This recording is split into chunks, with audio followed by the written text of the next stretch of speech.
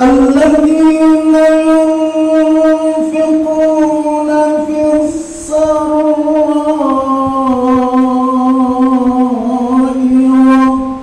والضراء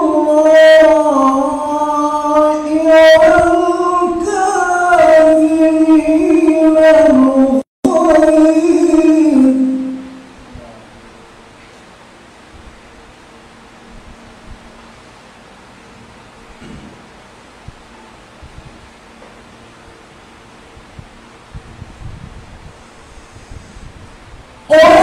والكاظمين الغيظ والعافين عن الناس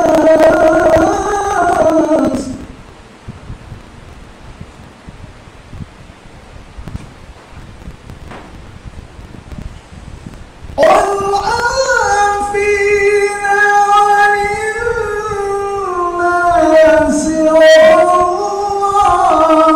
والله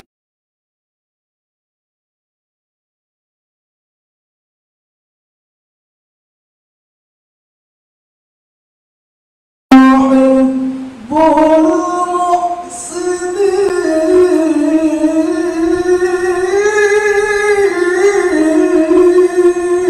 المحسنين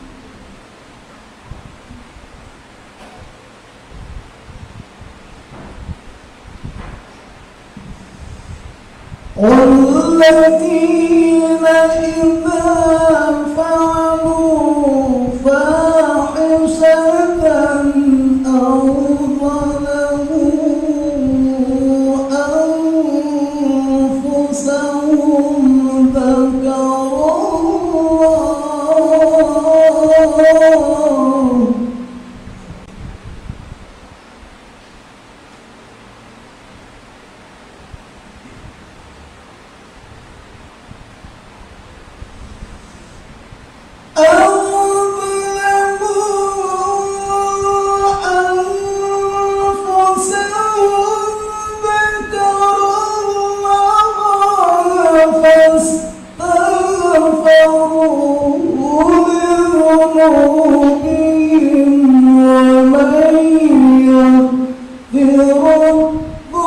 الذنوب إلا الله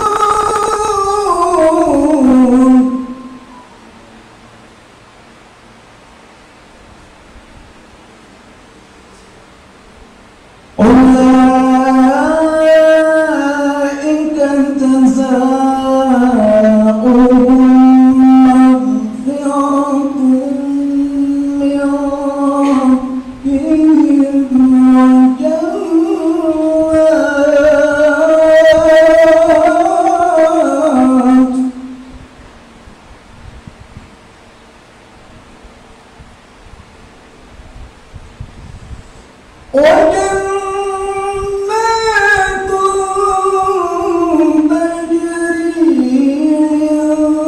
تحتها الأنهار خالدين فيها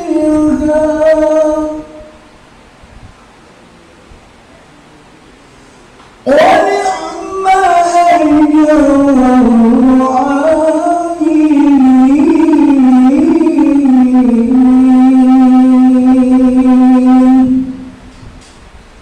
صدق الله العظيم.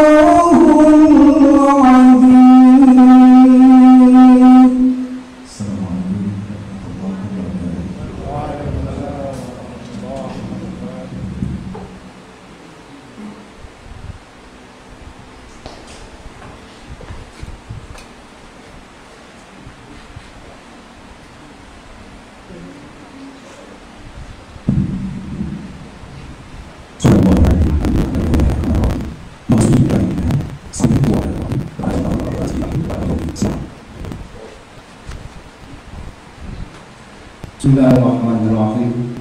Assalamualaikum warahmatullahi wabarakatuh. A'udzubillahi minasyaitonir rajim. Bismillahirrahmanirrahim. Alhamdulillahilladzi amarna bil muwasalah wa nahana 'anil muqatta'ah. Shalatu wassalamu ala asyrafil anbiya'i wal mursalin wa ala alihi wa sahbihi ajma'in. Asyhadu an la ilaha illallah wa asyhadu anna Muhammadar Rasulullah.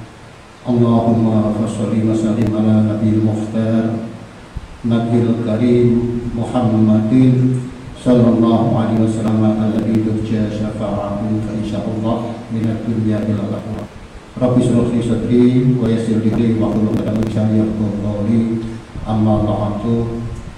Hadratul muhtaramin wa ala al-akhwas Romo Kiai Haji Abdul Qayyum Mansur yang saya hormati, saya hormati Bapak Hakim, saya benar-benar sekali pada seluruh peserta dan dari teman-teman tadi, insyaallah yang senantiasa dirahmati Allah SWT. Alhamdulillah kita panjatkan puji syukur kehadirat Allah SWT. Di hari yang mulia ini kita diberikan izin Allah, diberi kesempatan, diberi kesehatan untuk berkumpul di ruang tunggu belakang pengadilan Muhammadiyah dalam rangka acara halal bi halal untuk memupuk tali silaturahmi di antara kita sekalian. Mudah-mudahan acara yang kita adakan ini penuh dengan berkah dari Allah Subhanahu wa taala. Bapak-bapak yang saya hormati, jadi al-iqtisad bil-iktifaq, jadi ngalap cekak kemawon nyuwun datang Romo Kiai Haji Abdul Qayyum Mansur nyuwun ma'idhahipun, terutama kaitannya dengan situasi yang belum menentu ini, walaupun ada sesuatu yang tidak kelihatan dengan basiroh, itu pun kita tidak bisa melihat. Bahkan katanya ada klaster yang terbaru yang datang dari India yang dibawa oleh Habitat dan yang merapat di Dermaga. Kita ketahui, maka tentunya berikhtiar untuk bisa memenuhi protokol kesehatan dan prinsip kita bahwa memberikan kepada kita pada saat sebuah hutang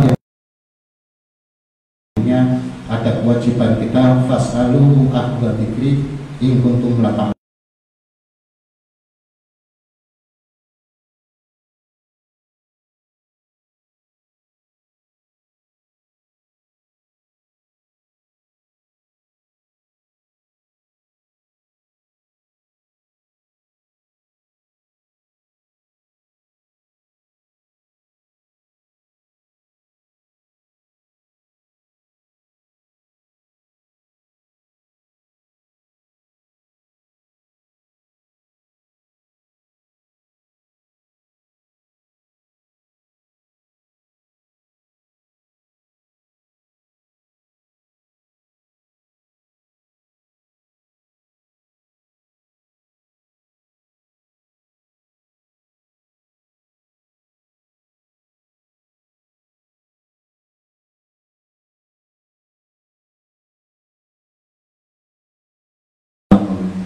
Kita memenuhi anjuran-anjuran yang diberikan oleh pemerintah, termasuk insya Allah Pak Kiai bahwa di pengadilan agama Pati memang tidak bisa kita cegah dalam tanda kutip kerumunan karena kita memenuhi lembaga keadilan, tapi insya Allah protokol kesehatan tetap kita jalankan.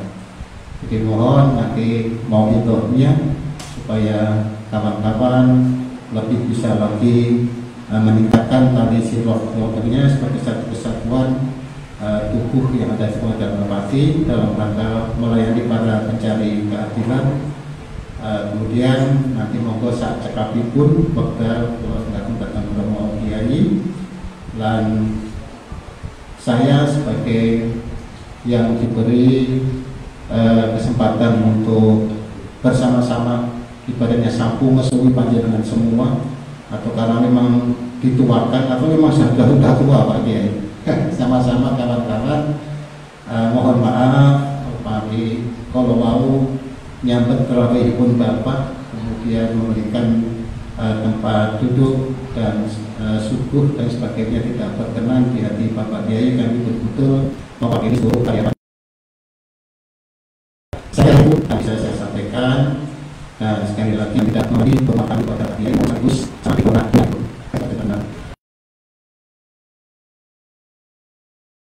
mudah-mudahan kita berdoa kepada Allah dengan acara yang sederhana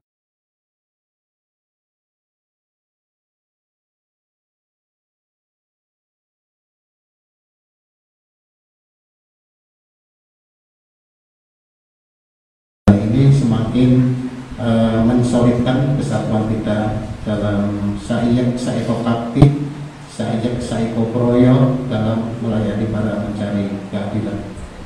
Saya kira itu ada kurang lebihnya, mohon maaf. Hadanallah wa iyyakum ajma'in. Semoga kita senantiasa diberi hidayah oleh Allah Subhanahu wa taala. Wassalamualaikum warahmatullahi wabarakatuh.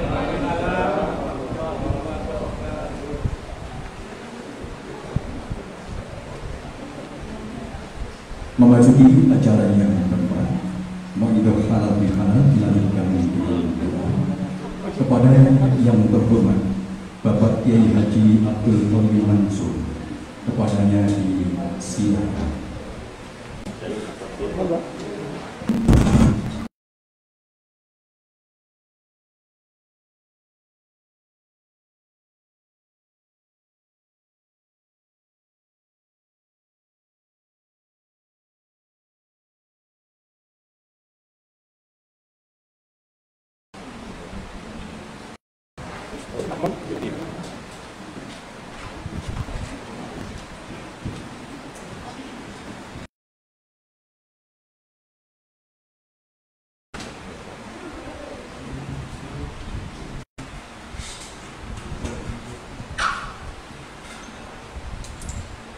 Assalamualaikum warahmatullahi wabarakatuh. Waalaikumsalam warahmatullahi wabarakatuh. Bismillahirrahmanirrahim. Alhamdulillah, salatan wa salaman ala Sayyidina Muhammad ibn Abdillah Rasulillah wa ala alihi wa sahbihi wa man tabi'a hudah, amma ba'd.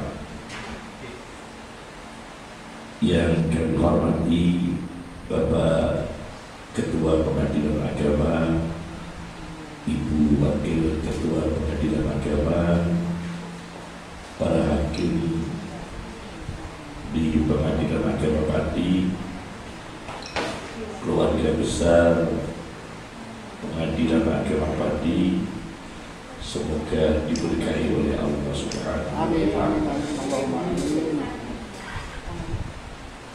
Pertama, ada satu hadis Nabi SAW, cahaya matahari. Besok pada hari kiamat akan ada manusia-manusia yang cahayanya seperti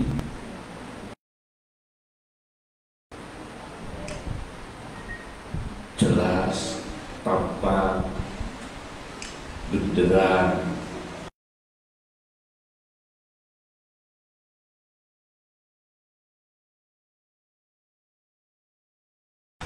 seperti cahaya matahari. Para sahabat bertanya, siapa mereka, wahai Rasulullah? Rasulullah menjawab, mereka ialah sahabat muhajirin yang fakir, yang miskin, fakir, tapi tidak disebut miskin, tapi yang fakir. Mereka punya keinginan tetapi tidak menjangkau, tapi ditahan nafsunya. Punya cita-cita tapi tidak menjangkau, dan cita-citanya itu ditahan dalam hatinya. Punya keinginan nafsu tapi tidak menjangkau, tapi ditahan, lalu meninggal dunia sebelum keinginannya itu tercapai. Lalu meninggal dunia sebelum apa yang dicita-citakan tercapai. Itu sahabat muhajirin. Besok pada hari kiamat mereka ini cahayanya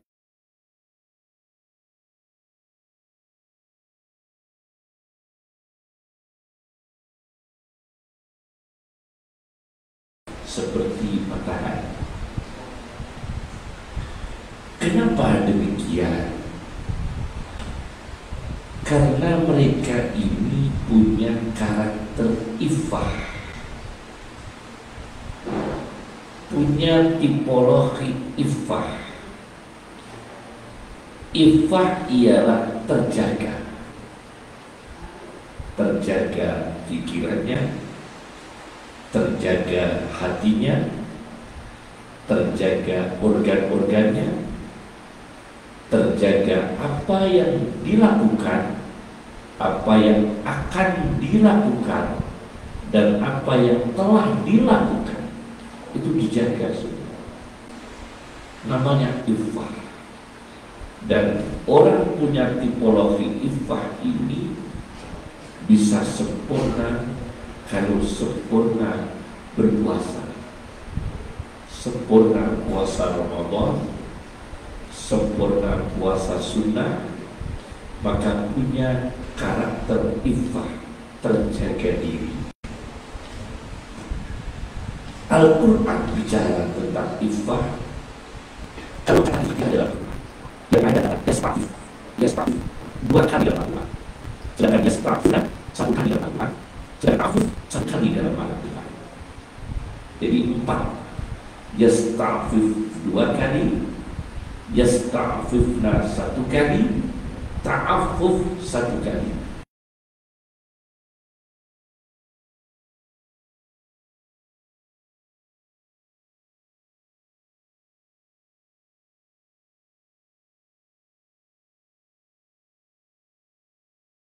Maknanya terjadi. Di antaranya adalah yahsabuhumul jahilu aghniya'a minat ta'affuf. Dikira orang kaya karena gak pernah minta-minta, karena terjaga. Dikira orang yang cukup mandiri karena dia tidak pernah parasit, tidak pernah bergantung pada orang lain. Dia mandiri, rezekinya hasil kerjanya sendiri, rezekinya sangat bersih, sangat steril, terjaga. Orang-orang mengira orang ini kaya, padahal bukan. Minat ta'affuf, karena terjaga diri. Itu namanya iffah. Nah, profesi manusia melakukan pekerjaan punya karakter iffah, itu yang ditekankan pertama adalah para ulama, yang kedua adalah kenapa demikian? Karena lawan Allah yang kami ini adalah Al-Quran, 2 pemerintah, 3 pemerintah, itu 7 pemerintah. Namun kalau dibuka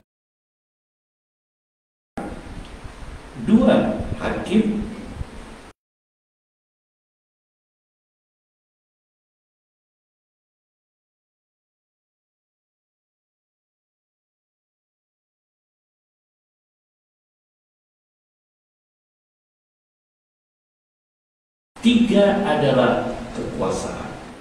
Itu naungan Allah. Dilluwah fil ardi, sultan. Itu dilluwah. Maka kita tetap tidak boleh menghujat dengan Al-Quran, tentunya dengan hakim, tapi menasihati. Dengan penguasa kita tidak boleh menghujat, tapi menasihati. Karena itu naungan Allah. Plus minus mereka ini naungan Allah di muka di luar filam. Nah, ifahnya para hakim ini kami baca dalam sebuah kitab tentang Akhbarul Qudhat, kitab tentang kehidupan para hakim. Kitab ini sudah 1000 tahun lebih, ditulis oleh Imam Waqi, namanya Akhbarul Qudhat, cerita-cerita para hakim, satu jilid besar. Nah, nanti ini akan kami jabarkan bagaimana ifah orang-orang kehakiman, bagaimana ifahnya orang-orang yang menjadi naungan keadilan di muka pendidikan. Adalah pendidik diri sendiri dan keluarga. Itu banyak banget. Pendidik diri sendiri dan keluarga. Baik tarbiyah individu dari dirinya sendiri atau tarbiyatul usrah, mendidik keluarga. Saya baca dalam kitab Akhbarul Qudhat cerita para hakim. Dulu di Madinah ada hakim namanya Pak Sa'ad. Nah, ini kebetulan saudara saya ini Pak Sa'ad. Ada di Madinah. Di Madinah itu ada hakim namanya Sa'ad bin Ibrahim bin Abdurrahman bin Auf. Jadi cucunya Abdurrahman bin Auf, sahabat terkaya. Kakeknya itu sahabat yang terkenal kaya raya, namanya Abdurrahman bin Auf. Itu punya cucu namanya Sa'ad, itu hakim di Madinah. Nah, saya baca di sini di sebuah ensiklopedi tentang para hakim. Sa'ad bin Ibrahim ini sebelum meninggal dunia kurang 40 tahun. Sebelumnya kurang 40 tahun. Sebelum meninggal dunia kurang 40 tahun. Sa'ad bin Ibrahim tidak berhenti puasa. Tidak berhenti. Insya Allah siap dari saya sebagai para hakim ini. Rajin berpuasa seperti hakim di Madinah. Namanya siapa? Sa'ad. Judulnya Abdurrahman bin Auf. Itu mendidik diri sendiri supaya ifah, supaya terjaga hatinya, terjaga pikirannya, terkontrol nafsunya, terkontrol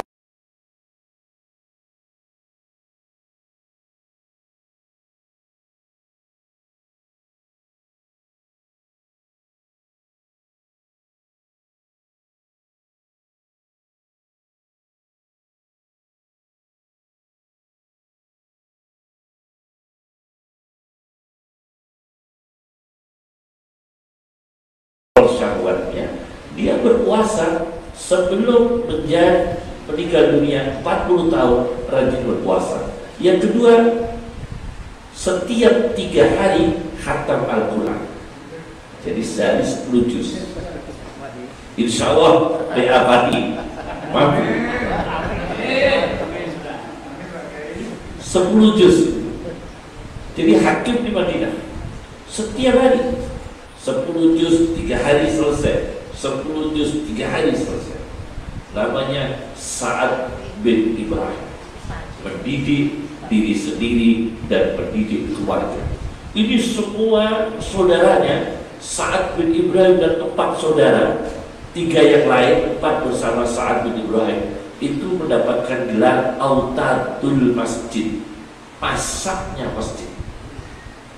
Karena hakim-hakim ini, hakim saat ini, hidupnya itu diwakafkan di masjid, dirinya diwakafkan di masjid, maka bergelar Autadul Masjid, pasaknya masjid, Autadul Masjid.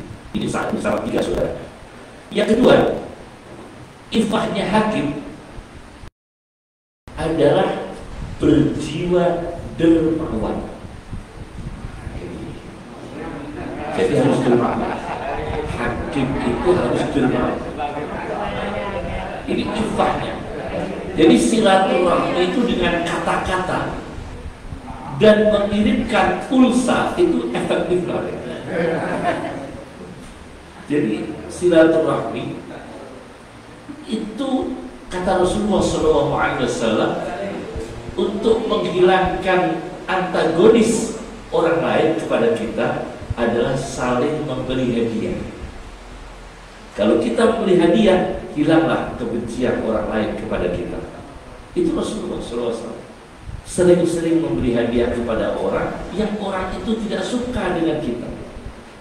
Maka secara natural orang itu akan hilang sifat bencinya kepada kita.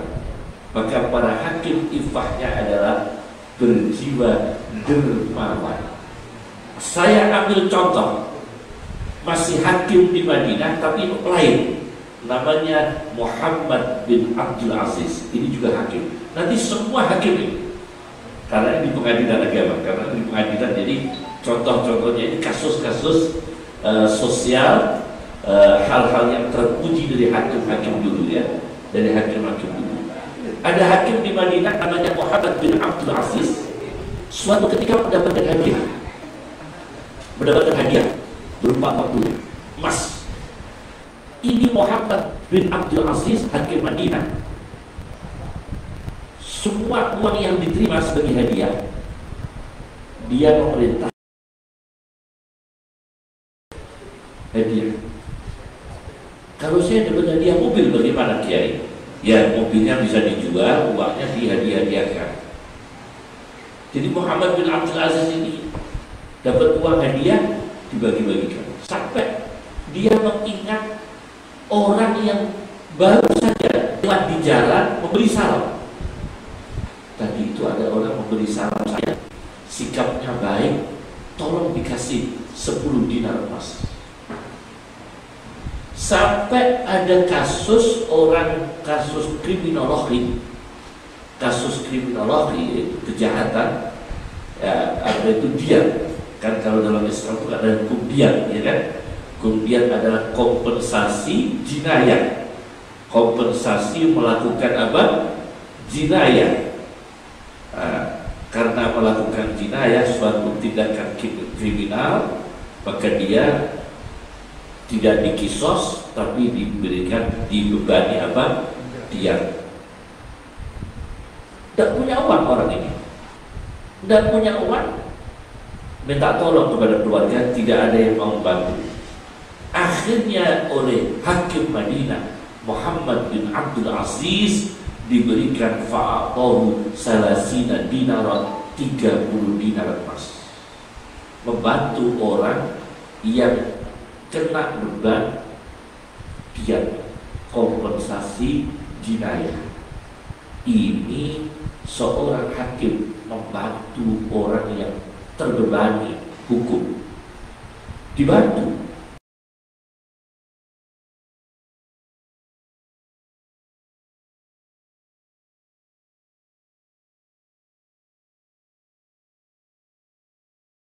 Ialah keadilan lahir batin, bukan hanya keadilan lahir. Kalau keadilan lahir jiwa dermawan. Dua. Yang ketiga, ifahnya pada hakim. Keadilan lahir itu kan hal-hal yang konkret. Sidang kita adil itu konkret, real. Ini keadilan lahir batin. Jadi pola fikir itu sudah adil. Sebelum memutuskan perkara itu sudah adil pola pikirnya. Angan-angannya sudah adil. Pikirannya itu bagus, moodnya bagus, psikologinya bagus. Ini pernah ada kasus di kitab Akhbarul Qudat, cerita para hakim. Pada zaman Bani Israel itu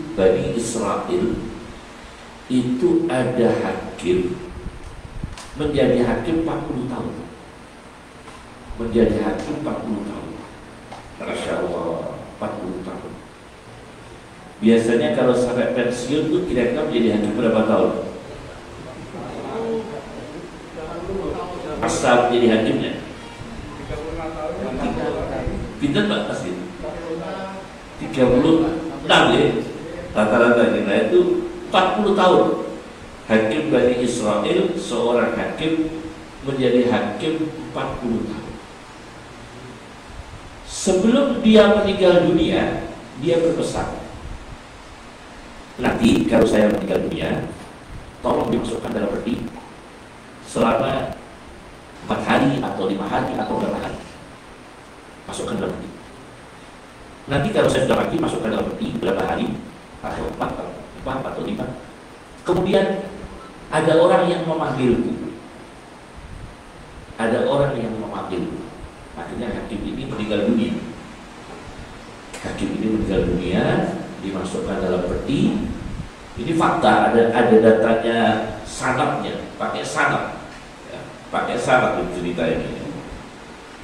Nah, setelah dimasukkan dalam peti hakim ini, orang yang hidup, entah keluarganya atau tetangganya atau sahabatnya memanggil. Begitu memanggil, setelah 3 hari, ya, ada bau yang tidak enak dari dalam peti. Bau yang tidak enak. Bau apa ya? Tentunya kalau logika itu pembusukan ya, tapi ini tidak, bukan bau busuknya mayit. Bau yang aneh. Lalu dipanggil mayit ini. Hakim ini dipanggil, sudah mati dipanggil. Dengan izin Allah dia menjawab. Bisa bicara. Bau yang tidak enak yang baru keluar itu raport merah saya 1 kali selama menjadi hakim. Raport merah saya 40 tahun itu raport merah saya. Itu apa? Ketika sidang, ketika saya sidang mengikat orang yang berdekat, telinga saya ini berdekatan, dipakai 2 orang punya masalah itu. Yang satu saya lebih mendengarkan daripada yang satunya, karena ada kecondongan. Pas hati saya ada kecondongan keberpihakan ke salah satu, saya lebih mendengarkan daripada yang satunya. Ini raport saya yang merah selama 40 tahun. Setelah meninggal dunia dia tahu. Subhanallah, raport satu ini. Akibatnya ini, bau yang tidak enak ini muncul dari peti mayit hakim tersebut. Jadi artinya kecenderungan itu seorang hakim, karena hakim itu adalah jillu wa fil ardi. Jadi 3 itu, Quran, sultan, hukam. 3 itu luar biasa Pak. Tingkatnya tinggi Pak. Jadi Quran, habis Quran hakim, terus sultan. Naungan Allah di muka bumi. Ada khilaf sedikit saja bersih. Maka dia mengakui, selama 40 tahun saya hanya 1 raport merah, yaitu pas sidang saya lebih mendengarkan pada salah satu daripada yang satu ini. Ini terjadi pada zaman Mahkamah Bani Israel. Tapi di Mesir Pak, ada hakim dicopot karena dia punya karomah. Maksudnya, di Mesir, saya cerita fakta ya. Ada ulama, namanya anak tepung terigu Hagaya. Siapa namanya? Anak tepung terigu Hagaya. Namanya Ibnu Daqiq. Ibnu itu putra, Daqiq tepung terigu, hari Hagaya. Itu ada. Ulama namanya Ibnu Daqiq. Ini hakim besar, Qadhi. Mahkamah Agung kalau di sini ya, Qadhi itu hakim agung, Qadhi di negara Mesir. Ini orang Pak, kenapa hakim ini diberi gelar apa? Putra tepung terigu hari raya. Karena dia ini pernah mau berangkat sholat Id, dimarahi istrinya. Pak, nanti kalau pulang dari sholat Id jangan lupa belanja tepung terigu. Soalnya ini hari raya, kita bikin roti yang enak-enak. Oh iya Bu, keluar di pintu, istri pulang lagi, jangan lupa nanti kok habis khotbah, habis sholat, pulang pergi, datang sudah bawa tepung terigu. Iya, di halaman diingatkan lagi, jangan lupa loh Pak, kalau habis sholat Id bawa tepung terigu. Akhirnya dia khotbah, ittaqullah, para jamaah jangan lupa beli tepung terigu. Para jamaah jangan lupa beli tepung terigu. Hanya dari itu dan itu, maka ada waktu imam itu kalau kasih yang segera biasanya loh. Jadi saya orang bisa kata baca itu bisa lupa gitu ya, bisa lupa. Ibnu Daqiqil Id. Nah, Ibnu Daqiqil Id itu menjadi hakim di Mesir dicopot karena punya karomah. Bagaimana tidak dicopot Pak? Kalau sidang ya, tentu orang di sidang itu insya Allah pasti ada yang salah, ada yang benar, pasti. Nah, itu kalau orangnya bohong dalam sidang, Ibnu Daqiqil Id sidang ada orang yang bohong. Itu kalau bohong dari kepalanya keluar tanduk. Sidang orang bohong, orang di sidang nggak ngaku, tidak mengaku salah, malah berbohong, keluar tanduk. Jadi banyak orang di pengadilan itu keluar apa? Tanduk, kepalanya keluar tanduk. Akhirnya pemerintah bingung, wah ini bahaya. Terpaksa Ibnu Daqiqil Id diturunkan, dicopot, tidak boleh menjadi hakim karena wali ini karomah, ini wali jadi hakim itu kan, masya Allah ya, wali menjadi hakim. Misalnya Nabi Khidir menjadi hakim, kira-kira bingung nggak? Dan saya pakai untuk masyarakat maka Ibnu Daqiqil Id coba dan menjadi hakim terus. Yang ketiga adalah adilan lahir batin. Yang keempat, ini hakim, ifahnya para hakim tidak berjiwa madiyah. Apa madiyah? Materialis. Tidak punya jiwa materialis atau madiyah, materialis. Nah, ini saya ambil contoh hakim di Yordan. Ini ada cerita Pak, tapi cerita ini tidak teruji untuk para hakim. Di Yordan, tadi Madinah sudah, Bani Israel sudah, sekarang ini hakim di Yordan. Namanya hakimnya Ubadah, menjadi hakim di Mahkamah Yordan. Yordan ini sekarang ini ikut konflik. Palestina namanya Syam, negara Syam itu kan 4, Syria, Yordan, Palestina dan Lebanon, itu disebut Syam. Syam fi jughrafiyatil Arab, Syam menurut geografi Arab adalah Assyria, Syria, wal Lubnan, Lebanon, kemudian Palestina, Palestina, wal Urdun dan Yordan. 4 negara ini Pak tidak berhenti sampai sekarang terkait Israel. Dan insya Allah tidak berhenti sampai jam, insya Allah dan sampai jam masih berada. Rasulullah masih berada. Jadi kalau diusulkan oleh sudah dan nanti puncaknya adalah Dajjal itu dikawal oleh Yahudi. Jadi Dajjal itu yang kawal bukan Nasrani, tapi Yahudi. Masuk di kota Asfahan, Iran. Sekarang ini kan Iran bermusuhan dengan Israel, ya kan? Sekarang ini Iran bermusuhan dengan Israel. Tapi besok akhir zaman Dajjal Yahudi akan masuk ke Iran. Nas hadis sahih sabda Nabi Sallallahu Alaihi Wasallam. Tidak bisa dihindari. Besok Dajjal masuk ke kota Asfahan. Disebutkan tadi Asfahan atau Asfahan sama, dan Dajjal masuk ke sana dikawal oleh orang-orang Yahudi. Jadi orang Yahudi akan menginjak-injak negara di Iran. Sekarang belum. Alhamdulillah tidak ada keterangan Dajjal masuk Indonesia. Meskipun Indonesia mungkin kebobolan apa Dajjal, tapi hadis tidak menyebutkan. Cuma negara yang dilindungi tidak termasukkan Dajjal hanya dua, yaitu Makkah dan Madinah. Indonesia tidak ada proteksi dari hadis sahih, proteksi bahwa Indonesia tidak bisa diinjak oleh Dajjal. Mungkin Dajjal amatir sudah banyak di Indonesia. Dajjal amatir dan Dajjal junior ya sudah banyak, embrio di Indonesia sudah banyak ya. Tapi tidak ada terang Indonesia ini sudah sampai ada yang coba lakukan. Nah, hakim biordan namanya ibadah. Itu kan kita hakikan tidak boleh ya.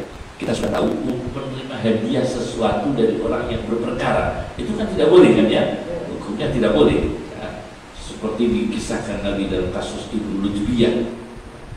Nah, Ubadah ini mengadili dua orang. Salah satu dua orang memberi madu sebesar satu tempayan. Masya Allah, madu satu tempayan itu mahal ya. Madu itu yang paling mahal itu madu Togo. Ada madu mongso, tapi madu Togo itu yang gak tahu. Ya. Jadi madu itu ada macam-macam ya.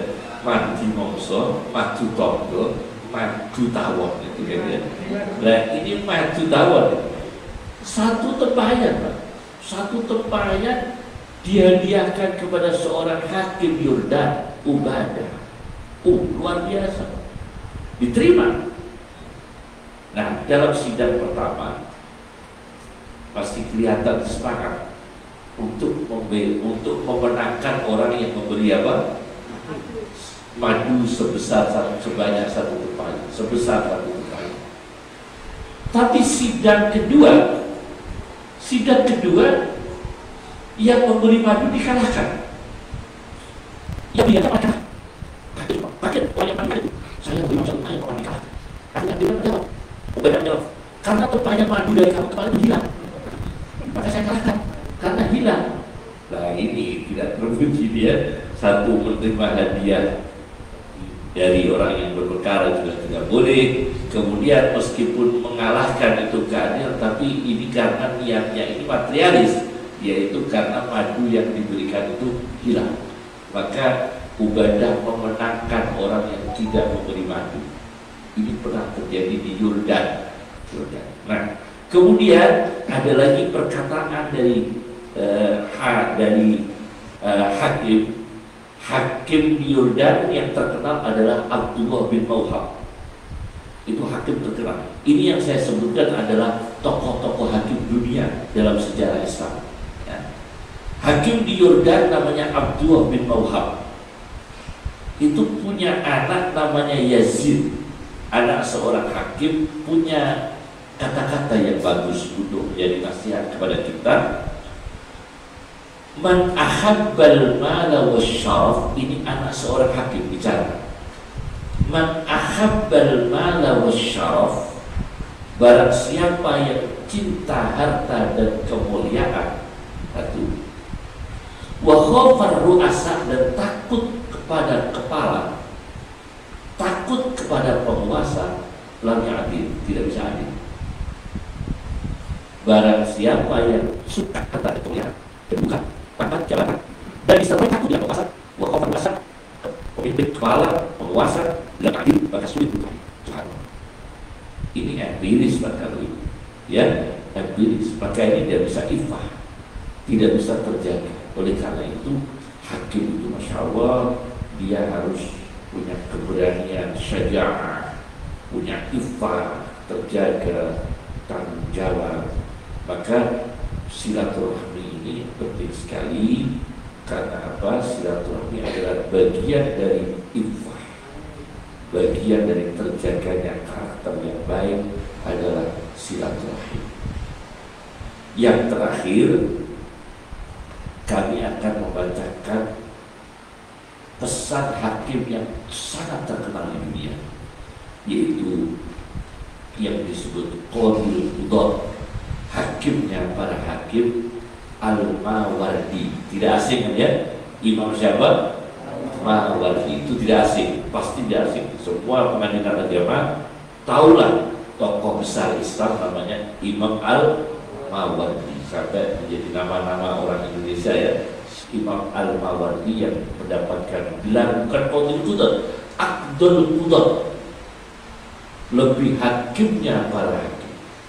Itu punya karya yang sangat terkenal, Al-Hawil Kabir, sebuah kitab jurisprudensi Islam, hukum Islam, sampai 20 jilid lebih. Kemudian punya kitab namanya Dukat Bulughul dalam bidang tafsir.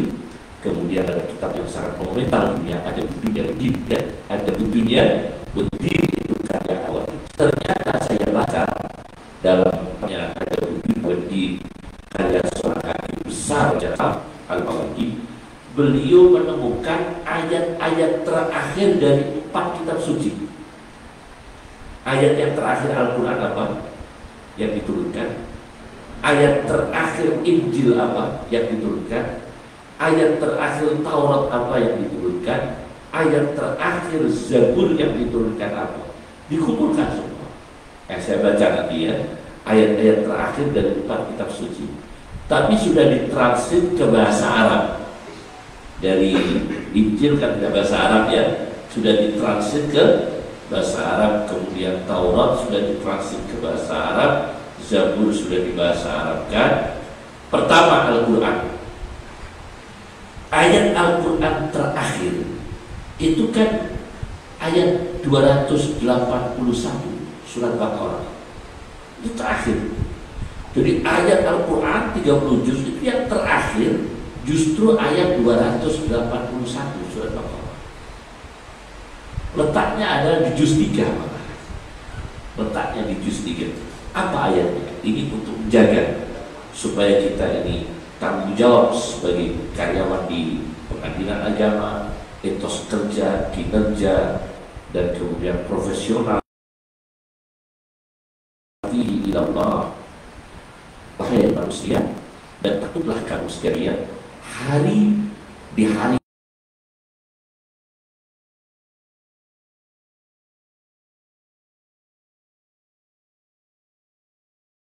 itu kamu sekalian amanah dan kemudian menjaga ukhuwah, kerjasama solid dan sebagainya. Hari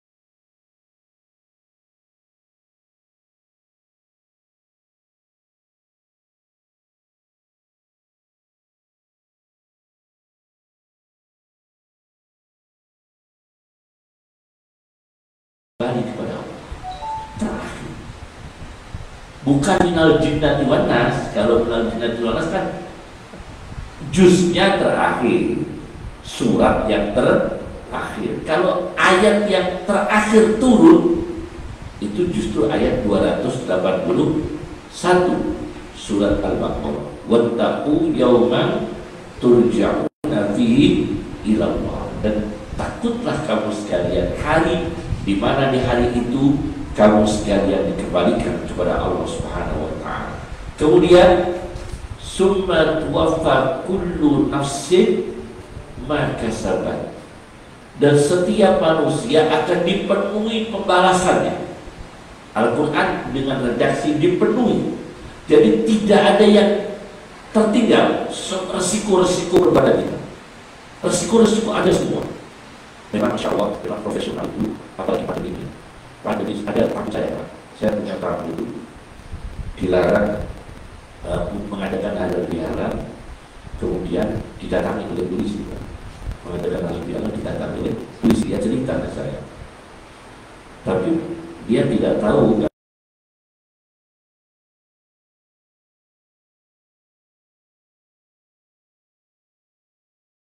polisi datang itu untuk mencegah supaya penyelenggaraan halal bihalal itu dibatalkan. Artinya polisi itu dikasih makan semua. Dikira tamu biasa, polisi via mobil dikasih makan semua. Habis dikasih makan, dikasih rokok semua. Polisinya dikasih rokok semua. Habis dikasih rokok, polisinya mengeluarkan surat edaran. Pak, penjenengan kabaripun badhe ngawonake halal bihalal. Nyuwun sewu Pak, boten pareng. Akhirnya orang ini kecewa. Tak kira itu malah ngomong pengajian.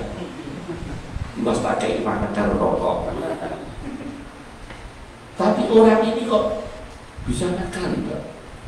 Dia Pak polisi, kulo gak ada damel ini bensin halal bihalal.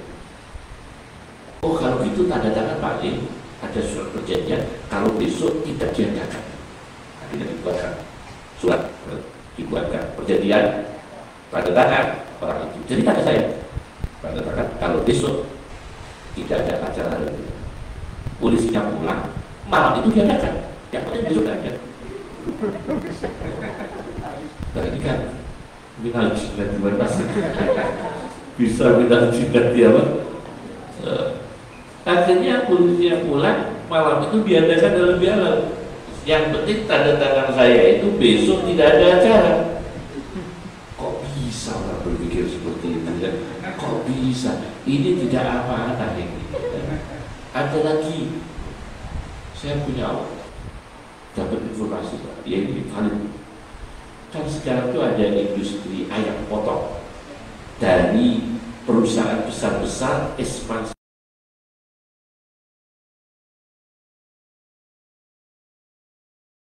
ke desa-desa.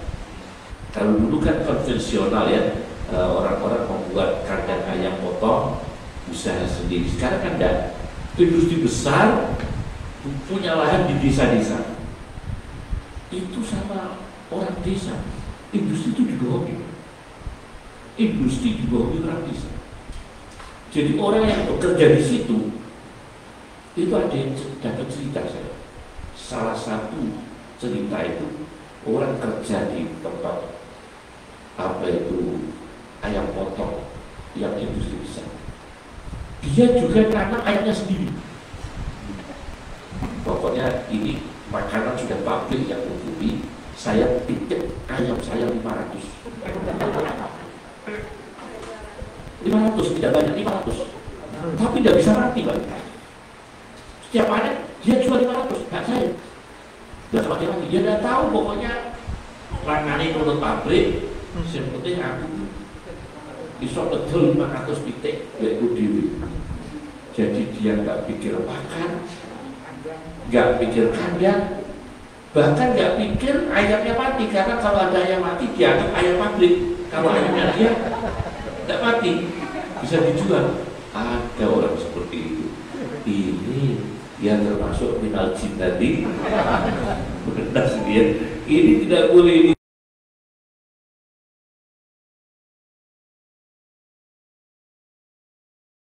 Masya Allah, tidak ternyata perusahaan besar juga bisa sama orang desa. Berarti kan orang desa sudah tidak ifah seperti dulu, ya kan? Tidak ifah, tidak sejernih, tidak sejujur orang dulu. Meskipun orang desa, kan ada orang kalau metropolis itu tempat orang yang tidak jujur, tempat orang macam bukan.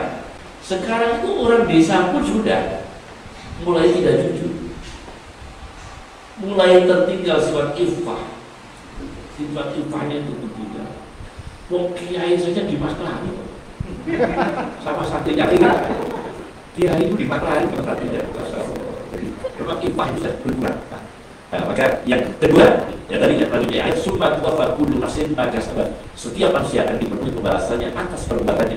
Wa hum la yuzlamun, dan tidak ada satu makhluk pun yang dianiaya oleh Allah Subhanahu wa taala. Itu ayat terakhir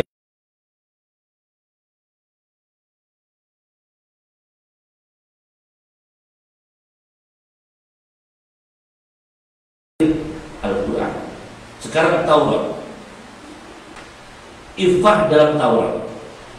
Ayat terakhir di surat Taurat adalah idza lam tastahyi fasna' ma syi'ta. Itu ayat terakhir dalam Taurat. Transitnya begitu. Yang menemukan adalah hakim, seorang hakim besar, yaitu Al-Mawardi. Dalam kitabnya ada Dunya Wadi. Idza lam tastahyi fasna' ma syi'ta.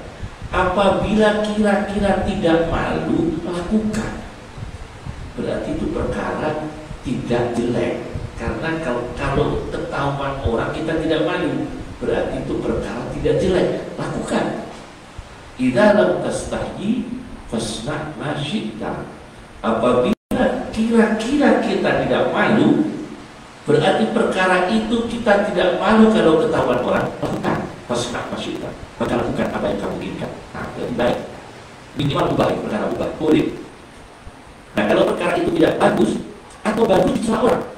Contoh, bagus di salah orang.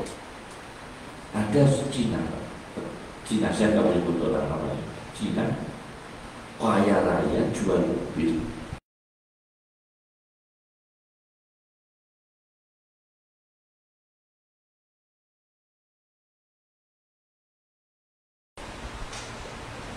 Dia itu jual rujak, jual es dawet di meja di depan rumah, padahal kaya. Nah, seperti ini dalam Islam tidak muru'ah, halal tapi tidak apa? Tidak muru'ah, tidak prawiro, karena apa? Bukan levelnya dia. Nah, ini orang akan menjelang. Contoh lagi, prasmanan, perkawinan, pesta perkawinan. Luni wong awam terdos prasmanan tanpa bapak yo malu. Jadi seorang hakim terus tatut bapak. Malu. Jelek kok lagi. Nah, Aduh pun mboten hasil. Mate kepala terlalu. Sampai itu tatut bapak tuh. Didelok. Bes pitik ditumpuk, cumi tumpuk rajunan. Terus iku sapa hakim? Pertanyaan. Ustaz kok ono dia terus masuk. Terus terjadi masalah. Orang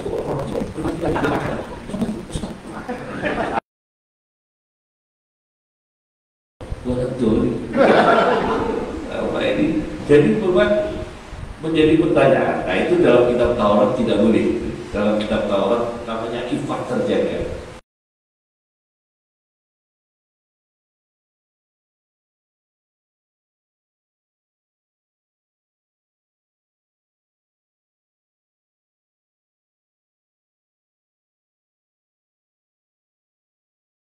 Idza lam tastahyi fasna' ma syi'ta. Injil, sekarang Injil, temuan Hakim Al-Mawardi. Ayat terakhir surat di kitab Injil, Syarrun nas, sejelek-jeleknya manusia, man la yubali, orang yang sudah tidak peduli. Apa tidak peduli? Mati rasa. Ada kan orang yang mati rasa. Begitu berarti dikeliru, ditegur, dikandani itu pokoknya mati rasa. Kan wonten sing wong sing sensitif berarti perasa tersinggungan. Tapi orang mati rasa malah gas ora tahu tersinggung. Gak tahu tersinggung tapi glomor. Syarrun nas man la yubali. Sejelek-jeleknya manusia adalah orang yang tidak peduli. Tidak peduli apa? Ayyarahu nas musi'an. Dilihat orang dia itu jelek. Dia itu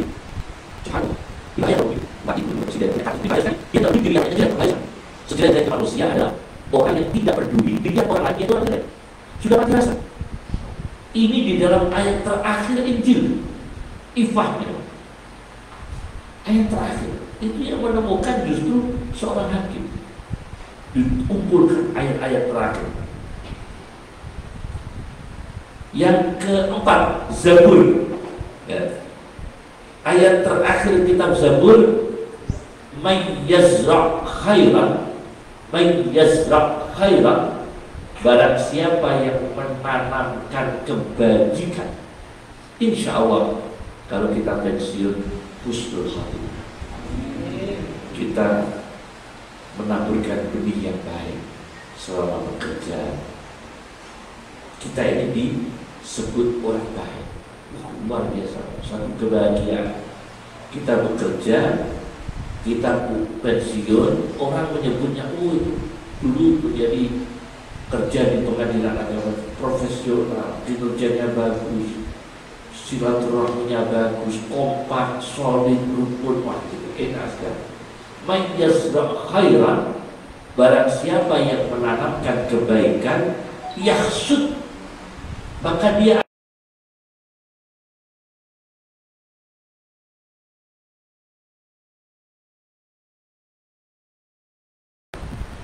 makanya yahsud bintah, dia akan panen sebutan-sebutan hasil kerja yang orang-orang itu ingin sekali mencapainya. Namanya bintah. Karena apa? Menanam benih-benih kebaikan. Yasra' khairan. Inilah ifah yang bisa saya sampaikan, dan termasuk ifah itu silaturahmi. Cuma silaturahmi itu sebagian dari ifah, maka saya tekankan ifah supaya nanti lebih luas. Termasuk di dalamnya adalah silaturahmi. Semoga barokah semua. Wiridannya hakim ini pada surat Al-Qur'an. Hakim itu wiridannya itu harus surat, karena alisawwahu bi ahkamil hakim. Bukanlah Allah itu maha hakimnya para hakim. Jadi hakim mengingat Allah itu ahkamul hakim. Maka hakim ini setidak-tidaknya tiap hari melihat surat Al-Fatihah, membaca surat Al-Fatihah paling tidak 3.000 kali atau 500 kali. Kalau tidak mampu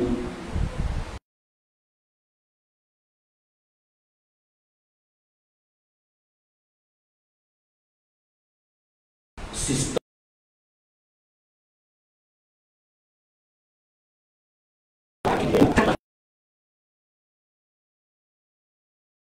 kita titipkan pada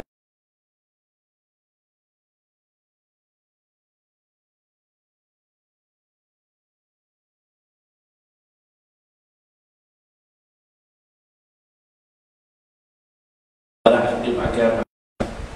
Ini naungannya, karena kita belum mampu ada hukum kriminologi secara Islam, tapi paling tidak nilai-nilai Islam kita titipkan kepada para ulama, nilai-nilai Islam kita titipkan kepada para hakim.